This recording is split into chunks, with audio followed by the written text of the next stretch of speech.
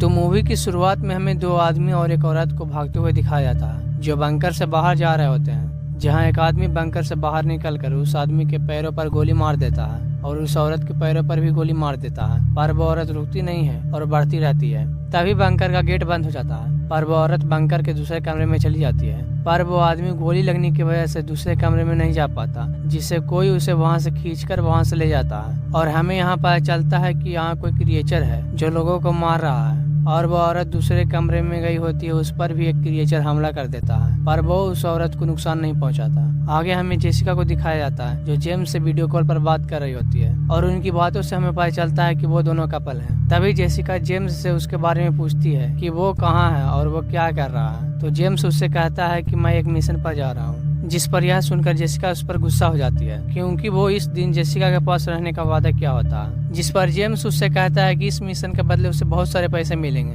जिससे वह एक नया घर खरीद सकता है, और यह मेरा लास्ट मिशन है। यह सुनकर जेसिका मान जाती है। तभी जूनियर आता है जो जेम्स का दोस्त होता है और उसे फ्लाइट में ले जाता है, क्योंकि उन्हें देरी हो रही होती है। फ्लाइट के अंदर हमें रेचल मिलती है जो उनकी साथी होती है। रेचल सबको यहाँ आने की वजह और उन्हें क्या करना है यह बताती है, जहाँ पर वो बताती है कि हमें एक साइंटिस्ट को बचाना है जो एक रिसर्च सेंटर में बंकर के अंदर है, और यह रिसर्च सेंटर डीएनए के ऊपर रिसर्च करती है। हमारा काम यह है कि उस साइंटिस्ट को वहाँ से सेफली निकालना है, पर दिक्कत की बात यह है कि वहाँ के लोगों ने उस जगह पर लॉकडाउन लगा दिया है, जिससे ना कोई अंदर जा सकता है और ना कोई बाहर जा सकता है। एक और मुसीबत है, वहाँ मिलिशिया के लोग उस जगह की निगरानी कर रहे हैं और उनके पास हथियार भरे पड़े हैं। हम उस जगह पर दो टीम में बंटकर जाएंगे, एक अल्फा होगी और दूसरा ब्रावो होगा। अल्फा में रेचल और चेंग होंगे और ब्रावो में जेम्स, जूनियर, मॉस और प्रीचर होंगे, जिसमें अल्फा टीम एंट्री गेट से जाकर बाहर निकलने का रास्ता बनाएगी और ब्रावो टीम एग्जिट गेट से जाकर बाहर निकलने का रास्ता बनाएगी। जब तुम उसे निकाल लोगे तब तुम फोन के इस बटन को दबाना, जिससे तुम्हारा लोकेशन हमारे साथियों के पास पहुंच जाएगा, और 24 घंटे बाद तुम्हें लेने के लिए एक हेलीकॉप्टर आएगा। इसलिए 24 घंटे बाद हेलीकॉप्टर के लोकेशन पर पहुंच जाना। अगर तुम वहां नहीं पहुंच पाए तो हेलीकॉप्टर वहां से खाली ही चला जाएगा, इसलिए सब समय पर पहुंच जाना। जब ब्रावो टीम जंगल में उतरती है तो जेम्स को एक लड़का दिखता है जो मेटल डिटेक्टर से कुछ ढूंढ रहा होता है, और वो लड़का जेम्स को देखकर वहां से भागने लगता है। तभी मोसेस उसे पकड़ लेता है और उसे गोली मारने लगता है। तभी जेम्स उसे ऐसा करने से मना करता है और उसे एक पेड़ से बांधकर वहां से चला जाता है, और इधर अल्फा टीम एंट्री गेट से अंदर चली जाती है और उस पर एक ज़ॉम्बी हमला कर देता है, पर अल्फा उसे मार देती है, पर फिर से वो क्रिएचर आकर उन पर हमला कर देता है। इधर ब्रावो टीम जब फिर से उस लड़के को देखने जाती है तो वह लड़का वहाँ नहीं होता है, और तभी कोई उन पर अचानक से हमला करना शुरू कर देता है। तो वे समझ जाते हैं कि वो लड़का भी इन सब के साथ मिला हुआ था, जो अब अपने साथियों के साथ मिलकर उन पर हमला कर रहा है। इस लड़ाई में मोसेस बेहोश हो जाता है, जिससे सबको लगता है कि वह मर गया है, और प्रीचर को एक गोली छू कर निकल जाती है, पर वो लोग उसे एक पेड़ के छाल में छिपा देते हैं और उससे कहते हैं कि हम वापस आएंगे, तुम यहीं पर रहना।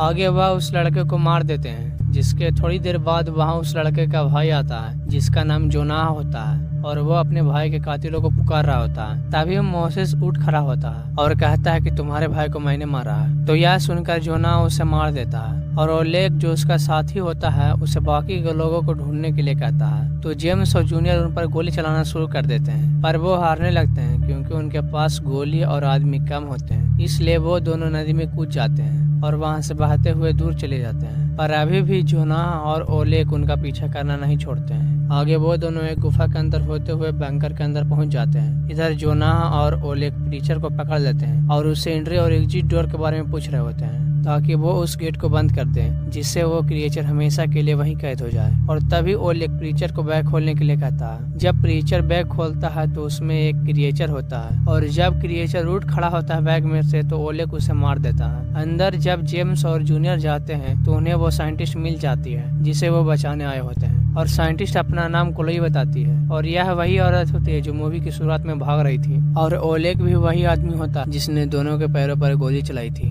दोनों जब साइंटिस्ट को लेकर वहां से जा रहे होते हैं तभी वो क्रिएचर उन पर हमला कर देता है, पर किसी तरह वो तीनों उससे बचकर वहां से चले जाते हैं और एक कमरे में छिप जाते हैं। और वो दोनों साइंटिस्ट से इस क्रिएचर के बारे में पूछते हैं कि आखिर ये क्रिएचर चीज क्या है। तो साइंटिस्ट उन्हें बताती है कि यह एक एलियन और ह्यूमन के डीएनए से बना हुआ सब्जेक्ट एन है, और यह मैसेज मैंने ही तुम्हारे हेडक्वार्टर पर भेजा था, जिस पर जेम्स पूछता है कि सबसे पहले यह एक्सपेरिमेंट किस पर हुआ था। तो साइंटिस्ट बताती है कि यह एक्सपेरिमेंट सबसे पहले एडम पर हुआ था, जिसे यहाँ 30 सालों के लिए कैद करके रखा गया था, पर वो गुस्से के कारण वहाँ से सबको मारकर भाग गया। तो जेम्स पूछता है कि वो भागा कैसे। तो साइंटिस्ट उसे बताती है कि ओली की वजह से, क्योंकि वह उसका ध्यान रखता था और एडम उसकी जिम्मेदारी थी, पर वह चूक गया, जिससे एडम सबको मारकर वहाँ से भाग गया। और हमें यहाँ पर यह पता चलता है कि ओले गेट को बंद क्यों करना चाहता था, क्योंकि उससे जो गलती हुई थी वो उसे सुधारना चाहता था। आगे चलते चलते साइंटिस्ट को बार बार उल्टी आ रही थी, तो जेम्स को लगा कि लाश को देखकर उसको उल्टी आ रही है। इस पर वो ज्यादा ध्यान नहीं देता है। आगे जब वो जा रहे होते हैं तो उन्हें जोनाह और उसके आदमी दिखते हैं, जिससे वो बचते बचाते वेंटिलेशन की मदद से वह एक रूम में पहुंच जाते हैं, जहां उन्हें रेचल और अल्फा टीम मिलती है, जो मरी हुई होती है, पर रेचल जख्मी होती है, इसलिए वो दोनों दवाई लाने जाते हैं। पर इधर क्लोई रेचल को मार देती है। तो गोलियों की आवाज सुनकर जेम्स और जूनियर वापस आ जाते हैं और रेचल को मारा देखकर क्लोई को मारने के लिए जाते हैं। पर क्लोई उन्हें बताती है कि अगर एक बार क्रिएचर का खून किसी इंसान में चला जाए तो वो भी एक क्रिएचर बनना शुरू हो जाता है और इसका कोई इलाज नहीं है सिवाय मौत के। मैंने तो सिर्फ इसकी मदद की है, दर्द से छुटकारा दिलाया है। तो यह सुनने के बाद जब वो आगे जा रहे होते हैं तो वो क्रिएचर उन पर फिर से हमला करता है, जिससे वो सभी भागने लगते हैं और इसी भाग दौड़ में जूनियर अलग हो जाता है और एक लाश के साथ खुद को कमरे के अंदर बंद कर लेता है। और इधर फिर से वो क्रिएचर जेम्स और क्लोई जिस कमरे में होते हैं उस कमरे पर हमला कर देता है और दरवाजे को तोड़ने की कोशिश करता है। तो जेम्स जूनियर से मदद मांगता है। तो जब जूनियर बाहर जाने के लिए दरवाजा खोलने की कोशिश करता है तो वह नहीं खुलता है और वो लाश जूनियर के हाथ में काट लेती है, जिससे अब जूनियर भी इन्फेक्टेड हो गया है। इधर क्रिएचर जब जेम्स पर हमला करना बंद कर देता है तो जेम्स क्लोई को एक फोन देता है और उससे कहता है कि जब तुम बाहर जाओ तो इस फोन के बटन को दबा देना, जिससे हेलीकॉप्टर में बैठे हमारे साथियों की तुम्हारी लोकेशन मिल जाएगी और वो तुम्हें यहाँ से ले जाएंगे। तो क्लोई पूछती है कि तुम नहीं आ रहे मेरे साथ। तो जेम्स उससे कहता है कि मुझे जूनियर को ढूंढने जाना है। इधर जूनियर को जोनाह पकड़ देता है और उसे स्ट्रेचर पर बांध देता है और उससे कहता है कि अब तुम भी इन्फेक्टेड हो गए हो, तो पहले तुम मरोगे और फिर तुम्हारे दिमाग में पहले इंसान पर इन्फेक्टेड का असर कैसे हुआ यह सब दिखाई देना शुरू हो जाएगा और फिर तुम भी धीरे धीरे एक क्रिएचर बन जाओगे। और होता है वैसा ही जैसे जोनाह ने कहा था। उसे दिखता है कि एडम पर एक्सपेरिमेंट किस तरह से हुए और उसे यह भी पता चल जाता है कि एडम कौन है, जिससे उसे पता चल जाता है कि एडम क्लोई है, जो हमें उतने देर से घुमा रही थी। तभी वहाँ क्रिएचर आकर जोनाह को मार देता है और जूनियर को वहीं छोड़कर वहाँ से चला जाता है। इधर जेम्स को यह पता चल जाता है कि वो जिस कमरे में है वह कमरा एडम का है। तब वो एडम के कमरे में एक बच्चे का झूला दिखता है, तो उसे समझ आता है कि क्लोई बार बार उल्टी क्यों कर रही थी और एडम के रूम में बच्चे का झूला क्या कर रहा है और इसका मतलब क्या है। तो वह समझ जाता है कि एडम एक लड़की है जो क्लोई है और यह सब क्लोई यहाँ से निकलने के लिए कर रही होती है और जो क्लोई के पेट में बच्चा है वो क्रिएचर का बच्चा है। अगर वो बच्चा दुनिया में बाहर निकल गया तो पूरी दुनिया में से इंसानी जाति खत्म हो जाएगी। तो जेम्स क्लोई को बाहर जाने से रोकने की कोशिश करता है, पर वहाँ क्रिएचर आकर क्लोई को बचाता है और जेम्स को मारने लगता है। तभी जूनियर भी आ जाता है और दोनों मिलकर क्रिएचर को मार देते हैं, पर क्लोई तब तक वहाँ से भाग गई थी।